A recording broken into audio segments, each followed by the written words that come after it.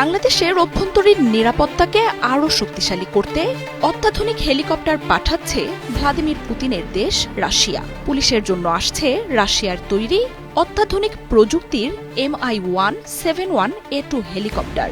এর বিশেষত্বই হচ্ছে বহুমুখী কাজে ব্যবহার করা যাবে হেলিকপ্টারটি। রাশিয়ার রাষ্ট্রায়ত্ত প্রতিরক্ষা প্রতিষ্ঠান রোস্টেকের অন্তর্ভুক্ত রাশিয়ান হেলিকপ্টার্স কোম্পানির তৈরি অ্যাডভান্সড মডেলের Mi-171 সিরিজের দুটি হেলিকপ্টার হাতে পাচ্ছে বাংলাদেশ। এরই মধ্যে সেগুলো পাঠানোর প্রক্রিয়া শুরু করেছে মস্কো। শক্তিশালী ও অত্যাধুনিক প্রযুক্তির এসব হেলিকপ্টার পাওয়ার মাধ্যমে নিজেদের প্রতিরক্ষায় আরও এক ধাপ এগিয়ে যাবে ঢাকা। জেনেক্সে শিফট করো, লাইফকে লিফট করো। ঘণ্টায় হেলিকপ্টারগুলো পাড়ি দিতে পারবে ২৬০ কিলোমিটার দূরত্ব। ৬০ ফুট দৈর্ঘ্যের বিশাল হেলিকপ্টারটি ১৩,০০০ কেজি ওজন বহনেও সক্ষম।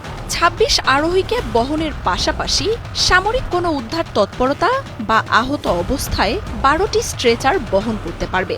হেলিকপ্টারে রয়েছে ডিজিটাল অটোপাইলট সুবিধার পাশাপাশি অ্যাডভান্সড নেভিগেশন ডিরেকশন ফাইন্ডার এবং flight control system. L370 Vitebsk defensive electronic warfare system থাকা হেলিকপ্টারগুলো রাডার ওয়ার্নিং রিসিভারে ছুটে আসা মিসাইলের সতর্কতা পাবে আগে থেকে। মিসাইল পথচ্যুত করার প্রযুক্তিও যোগ হয়েছে হেলিকপ্টারটিতে। Mi-171A2-তে রয়েছে machine gun, rocket, anti tank guided missile বহন ক্ষমতা। নাইট টাইম অপারেশনাল ক্যাপাবিলিটির পাশাপাশি বিরূপ প্রাকৃতিক পরিবেশেও দক্ষতা দেখাতে সক্ষম এই আকাশযান। বরফ, পাহাড়ি অঞ্চল থেকে মরুভূমি, এমনকি মাটি থেকে প্রায় ২০,০০০ ফুট উচ্চতায় অপারেট করতে পারবে এটি।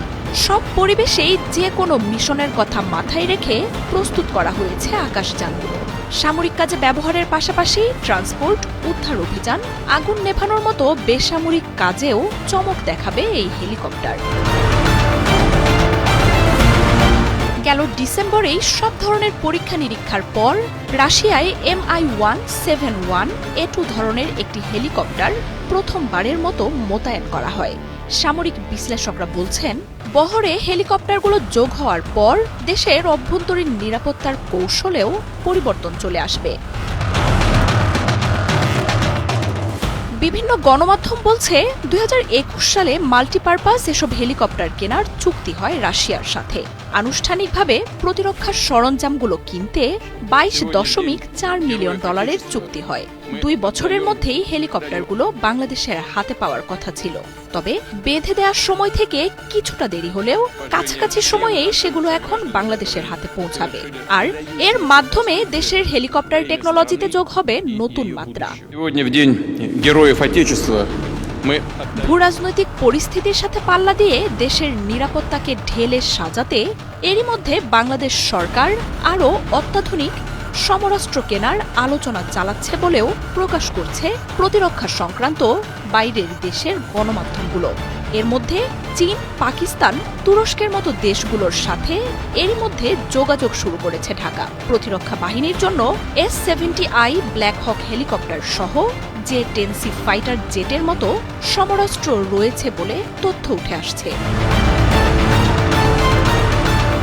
মার্জিয়া উপমা, ৭১।